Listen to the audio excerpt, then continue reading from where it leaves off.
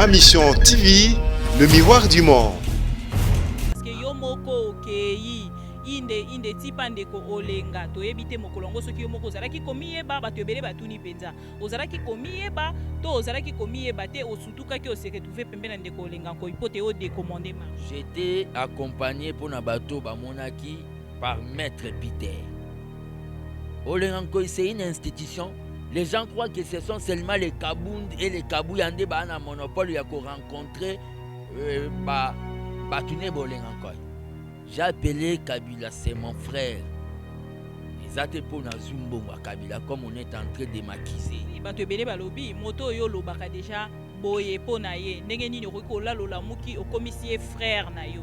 Kabila c'est un frère dans le cadre que même un Rwandais on peut l'appeler frère mais il est dans le mal.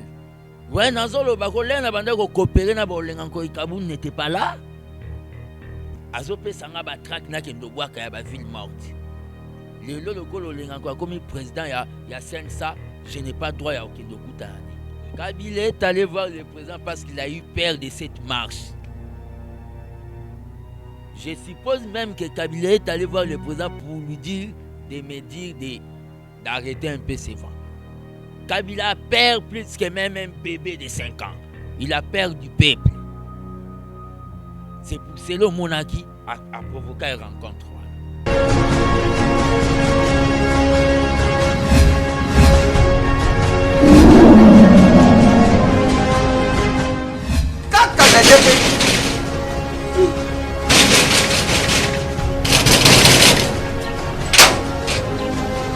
Azambi ta portable za funga nuki.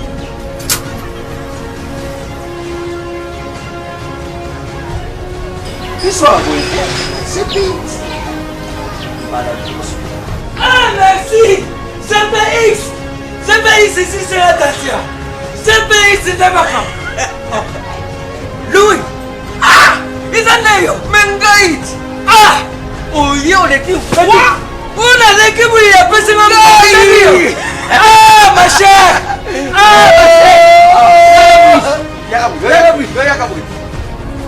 Ah ngale lobi oyo biso to mesana kanda te awa mutu nyoso soka koti abimaka de service. Mais ma chère CPX oh ils allaient GPX 10 ans de service. 10 ans de service. Numéro 1 na makambo akotinda biloko uta Londres pe Kisasa. Batate ebele bakufi batali na sama bele oyo soki ulamisi bango bandi oyoka moko likambo na ye izali na baagence mosusu baza bakose ya bamatanga mosusu ntango nayokaki lisolo ya GPX mbala moko na Kisasa adresse na biso ezali moko na Lopoli 73 place tozali facile. Na Londres kuna ezali kaka na esika stade ya Tottenham ezalaka ndinga esika bana na biso bazali et puis pourquoi c'est naté GPX eza kaka moko boyo badongola miso busakewa buti badesode bukei busali makambo ya bino badesode bukomoruka bubibisa répétition ya GPX réputation phénomène de réputation anaye baconstipation GPX numéro 1 ya fête congolais na Londres.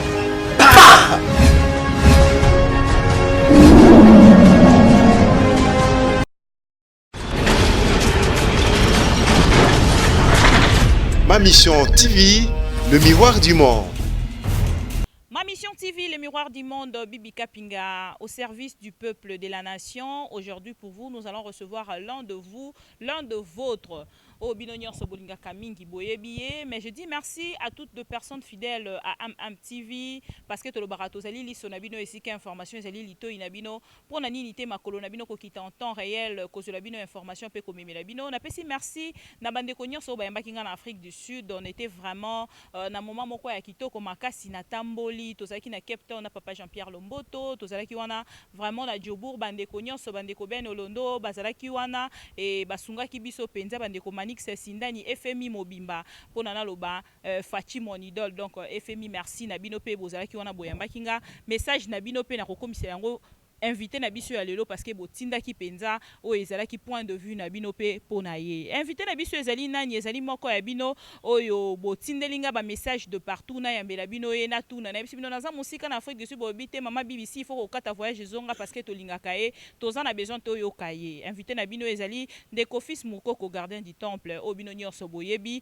et tokosolola sur makambo nyonso oyo ezali ya actualité pe ya makambo nyonso oyo ezali koleka na kati na ye moko pa yebi tomoni ba video na internet tomoni makambo elobami penza ebele mais biso pe na ngambo na biso tolobi Ndeko Fils Mukoko tokoposer ba question mususu penza permettre biso ayebisa biso ki akozala vraiment franc ya ko répondre biso tozana na plateau na biso à qui j'ai dit bonjour. Ndeko Fils Boni. Bonjour Bibi, bon retour. Merci beaucoup Papa Fils Mukoko na rolinga o meka un peu koyebisa ba abonné à ma mission TV ki ba question na bango nyonso o batindinga na poser yo okozala en mesure ya ko répondre biso. Ouais, ma question si vous êtes correct, non répondre. Mais oui, si c'est la correcte, c'était ça l'ending. Oui, vous allez correct, non répondre en côté. Ya iboso to kobanda Ndeko Fils Mukoko lança qui marche.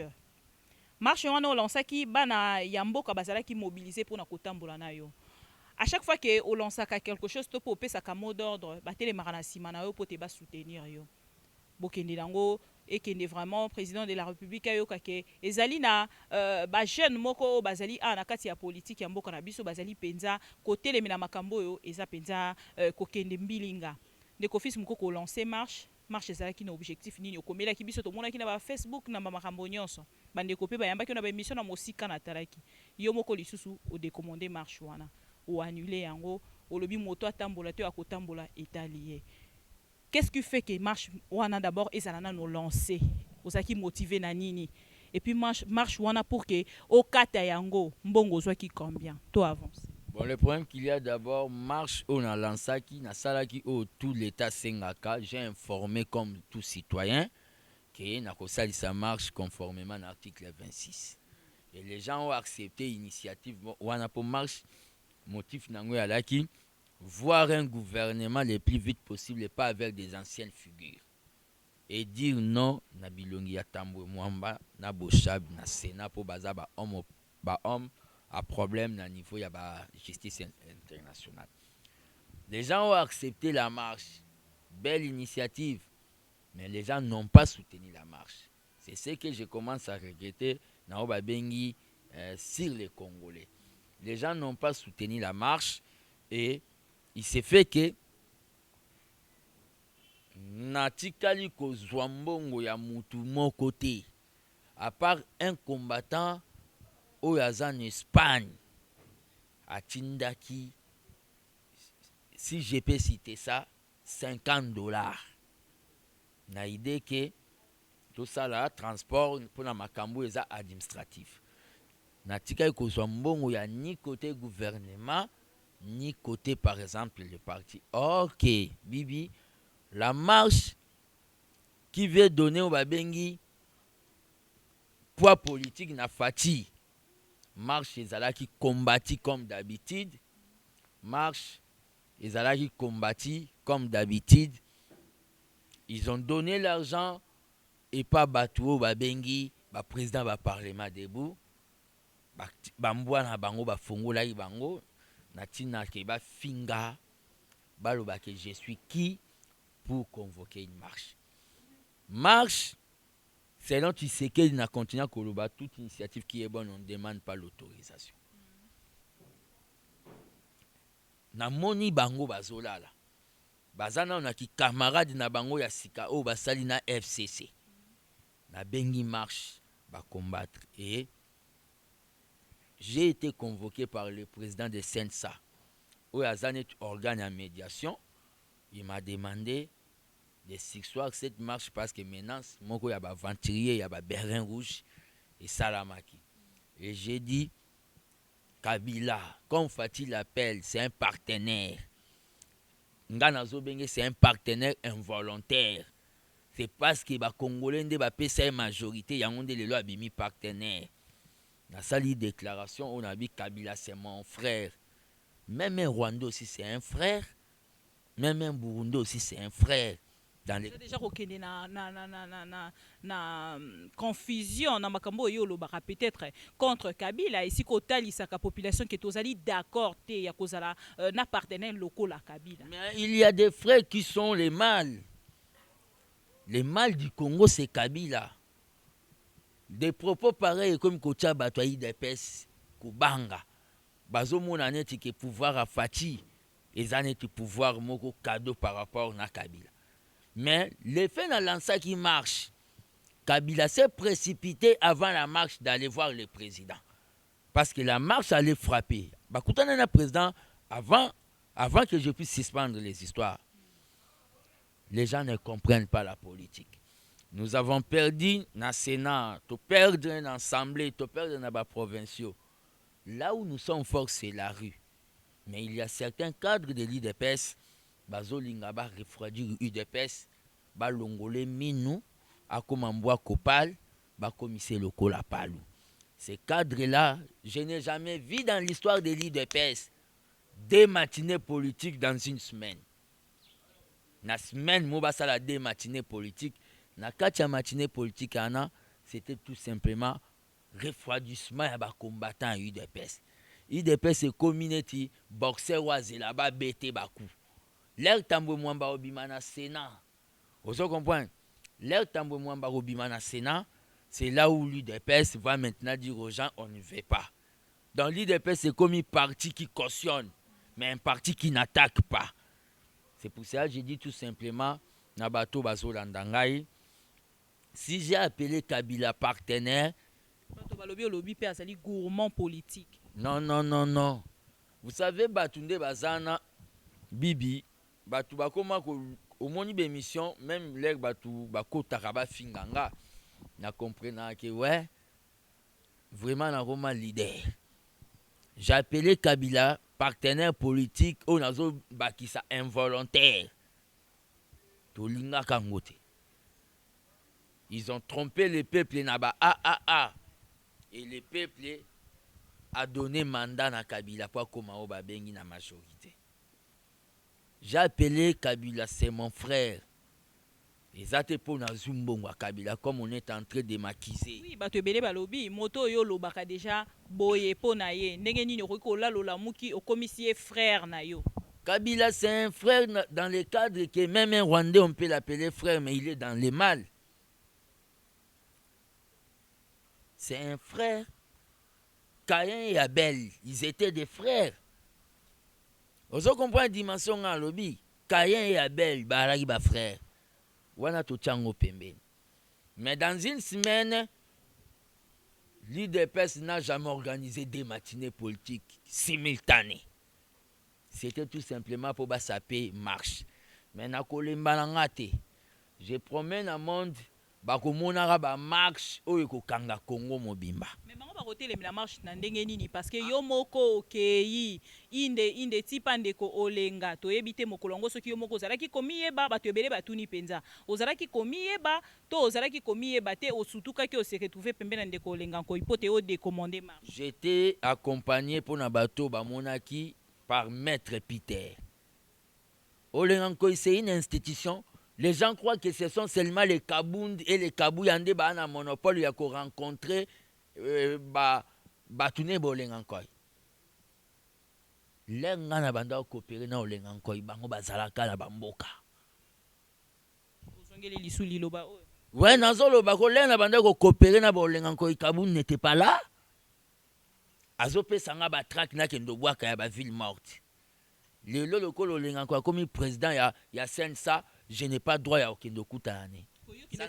Ça, c'est un faux débat. Il m'a appelé pour me dire que ces histoires-là, avec l'attention, qu'on laisse un peu. Et j'ai tellement que n'a qui va moyen te. Bato belé ou ba Holandanga même ou ba na diaspora baza ba bato bazolo bakaka.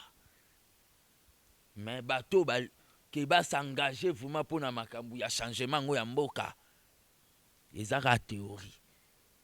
J'ai annulé parce que je n'avais pas réuni les moyens. Moi, je ne peux pas faire ma Kambouamike. Na ABT, armée des bâtisseurs tisséguédistes. Na sala au babenga sortie officielle, na dimension, il y a parti neti, il y a batumi sous mes associations. j'ai senti que marche wana on m'appelait dans la province poto betango na air moko, je n'avais pas réuni les moyens. On ne va pas en guerre pour échouer. J'ai annulé la marche. Mais le problème qu'il y a, je suis combattu à l'UDPS et pas battu au bazo monake. Non, il faut bango kutu bazwa image na ngandenge na yala na concert. C'est pas par tes propres paroles, par tes propres propos. Des autres salariés qui ont peut-être combattu na kati ya UDPS. Non, et ça par bravoure nangai. Et ça par bravoure nanga. Mais il y a des gens basés dans la parti balinga na président te.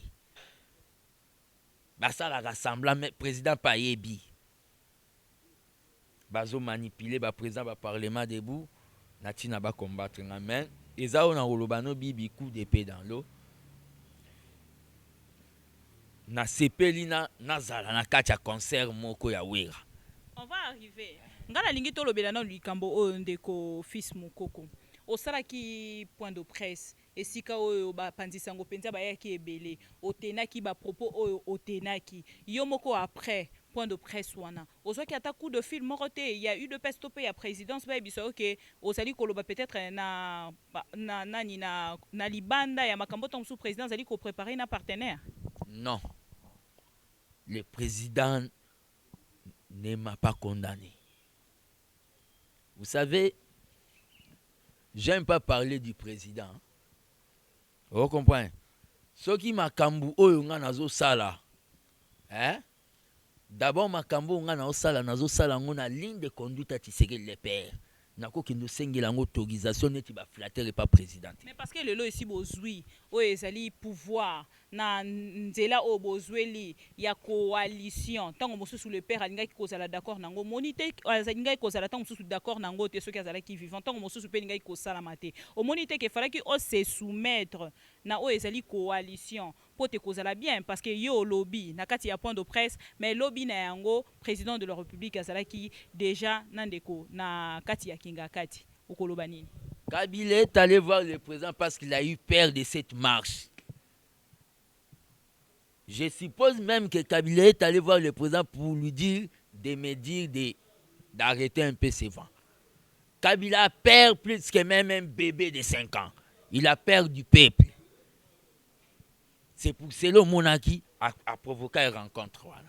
Mais si ka ba matinée politique ezali ko salama bazotalisa ke ezali na ba combattant mosusu bazali ko respecter vraiment ba principe ya parti te yo moko zali ko se reprocher na eloko moko te. Personnellement ba principe à parti yango ba définir on anini. On veut envelopper les combattants, réduire le combattant, il y a eu des personnes qui ba combattant ba militants ya palou. À cause ya ba corps na bango basala na Kabila. Bakor oyo ezana sous-bassement juridique mon côté. On veut diaboliser personnalité nanga parce qu'ils sentent maintenant je suis l'incarnation ya o babengi Tshisekedi le père. Mais ba okokate. Quelque part au komi ko étouffer parti te. Je n'étouffe pas les partis, je vais amener tous les partis dans l'élan ya ba ANC. Qui est derrière toi? Docteur Etienne Tshisekedi. Merci beaucoup fils Mukoko tokomi kokende penza na mwa suka ya émission na biso po ezalaki nango juste pour na kozoba précision ya ba question o ezali d'actualité ndeko fils Mukoko biso misusu tango tomoni ba image o batindeli biso tango bazotinda bazo batala invité na yo balobaka na biso fils Mukoko azali momeli masanga makambo nyonso alobaka eza makambo ezalaka nango na nzela te tango bato bamoni ba video wana balobi omoni makambo tolobaka na bino botala ndenge azali kobina botala ndenge azali koseka na ba musicien de yo moko okoki koloba nini parce que bato ebele o bazotinda pona biso ezali neti moquerie bibi omoni o yambaka moto asoni yo miloba kozali mwasi ya valeur osalaka mosala ya valeur mais tala moto yambaka biso moko pe toyokaki soni ngakuta okaki kanda na lobi crédit pe na Afrique du Sud ezali pasi moyen na benga eto sola minute ebele ezali te na komona ye kaka tango na kokoma po te tosolola nini okoyebisa biso à propos. Bon bibi eloko wana oyebisa omoni le mso eza ba civilisation hein eza un peu babengi différente. J'ai un droit de se détendre. Oh. Je peux le dire. Moi j'ai donné toute ma jeunesse na sala ta plaisir mon côté. Au moment où tu me sous bazwa temps, il y a ya ko vivre jeunesse. Et ce que j'ai fait nabino na kende na nous, j'ai été invité na vandi nabina mela ata quelque chose. Ce que zwinga ma figure bibi sona komo tambola na yebanaka liboso na poto. Mais comme que na yebani siko na Congo, j'ai comme même dérangé na banzela so batu ba moninga. Quelqu'un m'a vu là où j'étais, abimine chasseur d'images. Le kole longi nanga batala kango mingi. Bataki on a chaîne moko poso na tangi chaîne on a celle ba publicité. Ba yibi yango batie ba titre kili. Beaucoup de titres sur éléments moko. Et comme neti éléments et actualité. À part ça, la fils mukoko azolango, c'est pas actualité pour na bango. bon, c'est le comment est comme actualité. Na télémaki na bina. Je ne suis pas le premier politicien où il y a un sentiment à téléma à ça quelque part. Mandela Salango n'est pas Brenda, non? Tout le monde a coutu où il y a Soudan El Béchir a bina kakutu na meeting. Ouais. J'étais debout. Vous comprenez? Na salle quelque part. C'est aussi une manière de soutenir critique nabiso. On ne doit pas être seulement politique.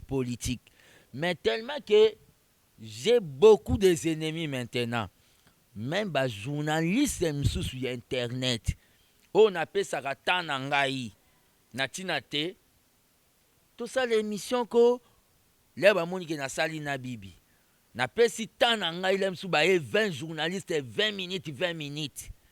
Ils ont profité de l'occasion pour battre le titre que Bota la fils Moukoko ainsi de suite.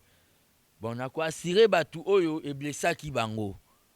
Na salibino ba excuse, c'est-à-dire ça va plus se répéter.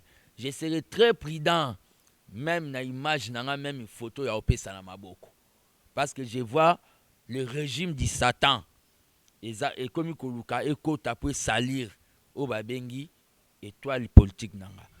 Donc na ba o tout ba sali pe makambo yango. Na idée que ba tia ba titre belé. Baïbake, je ne sais pas ce qui n'a qu'à accorder qu'à bango micro. S'il vous plaît, oui. Ça fait un temps, au moni journaliste a gentiment à senginga to ça l'interview.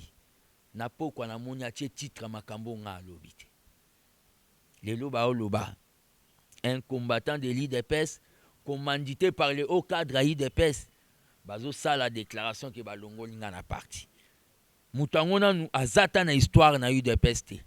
Le lo lisusu ba interdire nga kokota na permanence depuis que na lobaka na ko sala o ba bengi marche dans un parti démocratique. Mais je dis tout simplement aux gens, l'IDPS n'est pas le siège à 11e ré. L'IDPS c'est ça o ba bengi état d'esprit. Bato bazalaka na ba sankusu. To na Inde ba membre IDPS ata ba limité te ba sala ba réunion. Dans makambu tout oyo ba au cadre ya UDPS o bazomona le temps est venu qu'on vive seulement avec Kabila. Malgré qu'ils ont bloqué ba makambu azo sa kindoki na ye. Le temps le temps viendra mais ba combattant ba comprendre. Mais fils Moukoko koloba tangolobi ba préféré ba interdire yo kokota na kati ya temple. Yo zali gardien du temple. Koyoka ke ba interdire yo kokota na kati ya temple ezalaki déjà mikolo elekaki penza ozalaki susu kokota kuna te ti na ndenge mikolo uti koleka tozwaki annonce ke fils Moukoko abongisi na bakadre ya parti lelo toyoka lisusu ke bokoti na kati ya problème cause penza principale les années nini o ba expliquer jalousie à leadership toke parmi chemete jalousie à leadership na yaka na vai na permanence momoni batu bakoti 30 baosengaka mutu mo bakangane photo ezobotisa mitema mabe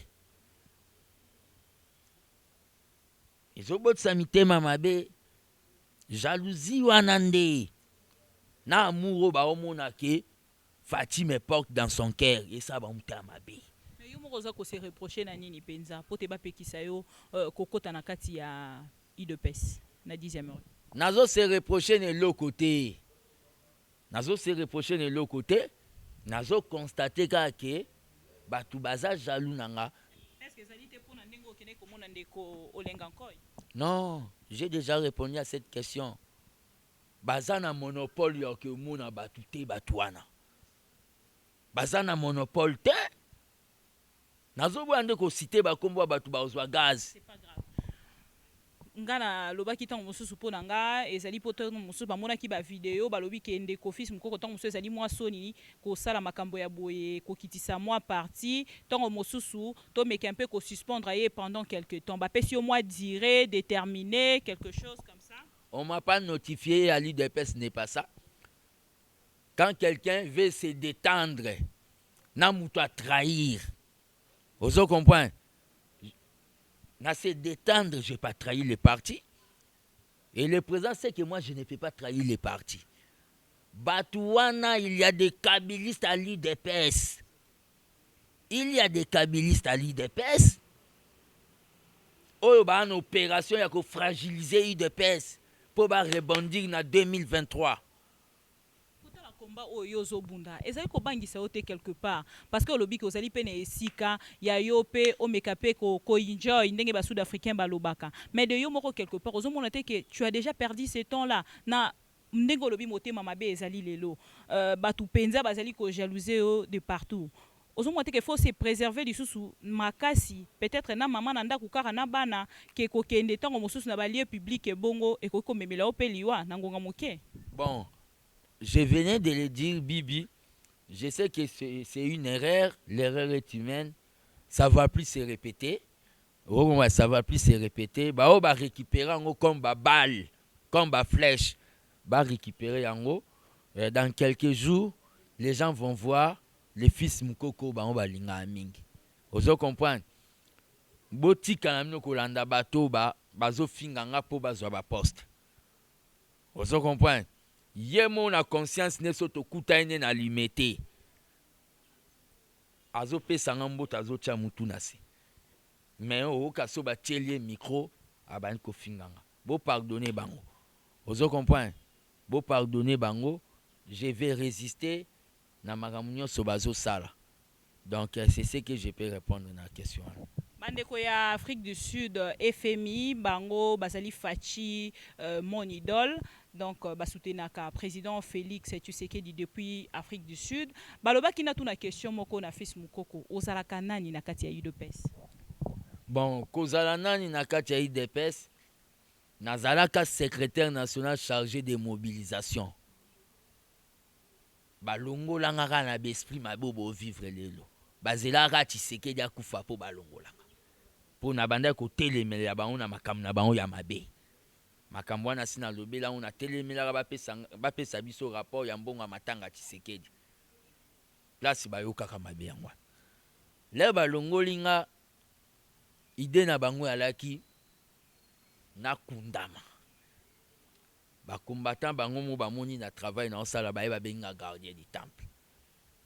Na minito nazane tu babengi une personnalité. Donc mon ndenge vie Mubaki azala na UDPS. Naza une personnalité na kati ya UDPS. Yango ndezo inquiété ba. Donc je suis un secrétaire national honoraire, mais je souhaite beaucoup plus babenganga gardien du temple la démocratie. Comment pensez-vous trouver des solutions à problème komisiko aux deuxième interdiction lisusu ya kokota na kati ya temple o yomoko zali gardien et ndengeni ozali ko penser penza ko résoudre yango parce que na mikolo mileki et comment ki ba problème ya kokanga ndeko fils Mukoko okutai koleka na makambo ya kobuka na loboko et lelo ndengeni ozali ko penser ko résoudre problème wana. Bao babandi guerre na bango mo ba osilisa. C'est eux-mêmes qui vont m'appeler na force à travail ou dans salle à kalade. Vous comprenez? Bango mo ba obenga ngai. Et jour na oyebso yaka to ke na caméra au mona bango mo ba obenga. Na moi makambo mike po makambo toko loba te. L'air bazu moi qui bukonzo o bazo mona ke bako pekisa mutu akota permanence. Baebi même contribution nanga de loin. Même na cabinet na bangote. Na partio na oloba na bibi il n'y a pas un mobilisateur Netinga. Vous comprenez? Il n'y a pas un mobilisateur. À un certain moment, malgré ça Makambo, je ne vais pas lâcher prise, mais eux-mêmes vont m'appeler. Est-ce que bango pe nanga mona bango bazali komona te kende ko fils muko konzira comme kosala makambo na ndenge na ye ezali na ba au cadre mais alekaka par bango te asala ka makambo a déclencher kaye moko. Les ba au cadre baza distrait. Les ba au cadre ba komi na ba nouveau ami, ba toi FCC. Ngana tika parti nange komaneti palu po yoza au cadre za signature. Bibi. Wane ze héritage qui serait d'attiquer la biso, il faut tout défendre. Kabila est en train de bloquer le gouvernement. Azo insisté na ba poste mo pour le bien ça la coup d'état constitutionnel. Ngana tika. Mais le président quand même bazo salane ensemble bazo solo là. Le président c'est un diplomate. Ce que le président fait là-bas et le bité biso peto comme ba diplomate. Nous ils ont oublié que na anniversaire, il y a eu des pèses, Kabound avait tenu discours, il y a Roloba, que l'IDP sera au pouvoir et à l'opposition. Aujourd'hui, ils veulent qu'on ne marche pas tout comme un handicapé politique. Kabound, si vous trouvez cette image, tiens là, il y a un téléspectateur. La rue, c'est là où les non-alignés s'expriment. La rue, c'est là où le peuple s'exprime. Parce que pendeko Kasongo général alobi pe ba marche ko sala mate mikolo nyonso ye azui déjà ndingisa wana. Ozomona te ke bokozala obligé ya kozala kaka liboso ya ba caméra na biso. Le problème qu'il y a ouais ba propos na wana ils ont engagé constitution Congo. Oui, ils ont engagé te constitution ya Congo où il peut ça ba tout droit wana article 26.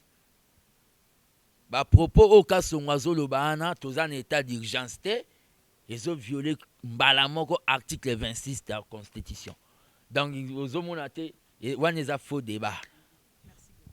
Nous sommes arrivés à la fin de cette émission d'aujourd'hui. Tozala qui n'entretient Nandeko fils Moukoko, Obinonio Soboyebi gardien, il y a temple, il y a UDPS.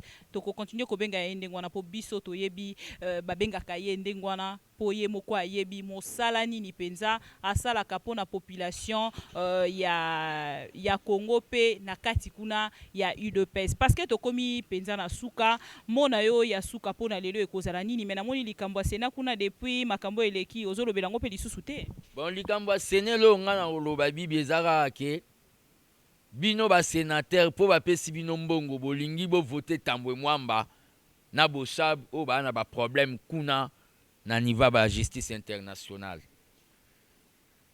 Mais boye ba kendenge zana ba tambwe mwamba soki bo voter bango nde ba za na signature. Ata obeli soka selio ordre de mission ya okende na poto ba retenir en te po aza de en infraction. Bozonga sima. Mouto aza déjà na ba problème. Ata signé document. Bokozala awa. Donc bokozala Sénat moko boye sans même ba mission parlementaire. Sénat moko boye bloqué. Bozonga sima. Boye bake makambo Congo o tozo sala. Boyeba ke makambo Congo tozo sala eza po n'intérêt ba parti politique na biso te. Vous comprenez? Eza po n'intérêt ba parti politique na biso te. Na pesi batu nyonso mbote o ba olanda ngai ba linganga na ba yo ba linganga te. Tout homme est faillible, mutu tout aza na faiblesse. Eza na mutu sous faiblesse nezaka songi. Mususu faiblesse nezaka biloko akolia linga ko kabango te. Mususu faiblesse na eza kindumba. Yo faiblesse no ezani. Bon nga personnellement faiblesse na nga mona ye bien. Nazo sala o babengi effort. Vous comprenez? Des fois ils aura plaisir au lieu au critiquer kana ndenge mobwe au pesa ta conseil. Ce qui est arrivé est arrivé. Je crois bien, je ne vais plus permettre à mes ennemis de sauter là-dessus. C'est-à-dire, bah sauter le suna makambouana. Dans la paix Sibinombote, les peuples gagnent toujours. Et présenter mon peu d'excuses. C'est ça qui choqué. Na sala qui ont déjà na émission Mobimba, les gens qui étaient choqués, beaucoup plus les mamans, na salibino va d'excuses. Je suis votre fils. Moi, je condamnerais plutôt bateau bazalaka tout autour ya fils mukoko. Parce que caméra moko te ekoki koleka po ozali lisusu o ozalaki kalaté. Caméra moko te ekoki koleka na pene ya fils mukoko pendant que azali tango mususu ko enjoy.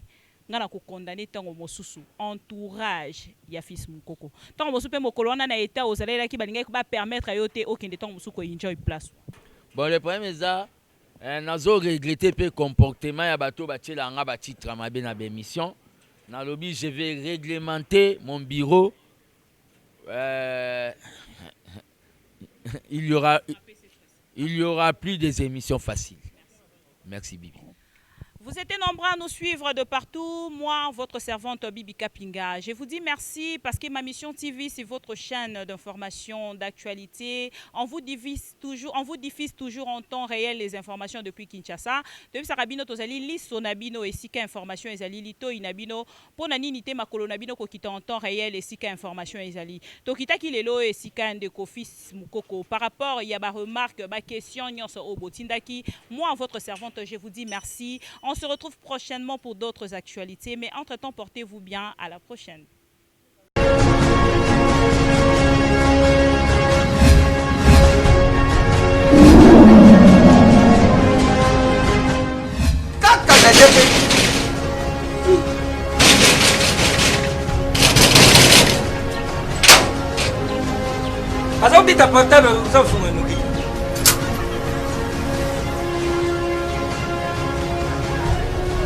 Bonsoir, c'est Pete.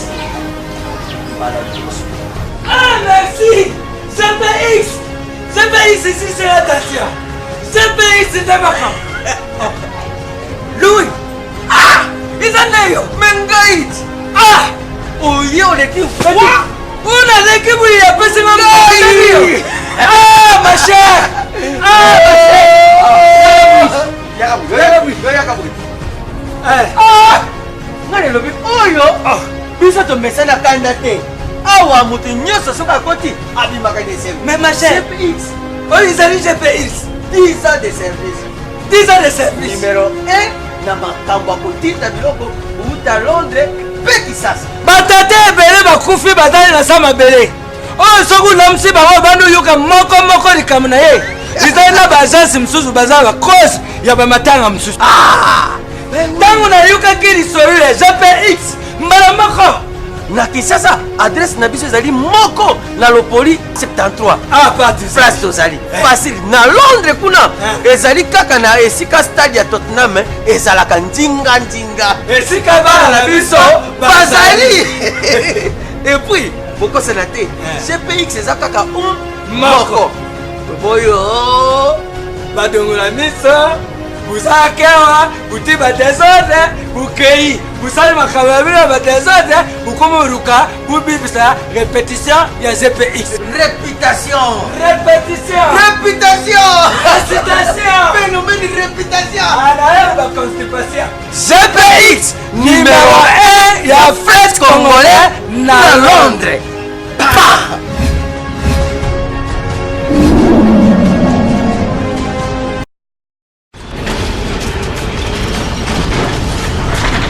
Ma mission TV, le miroir du monde.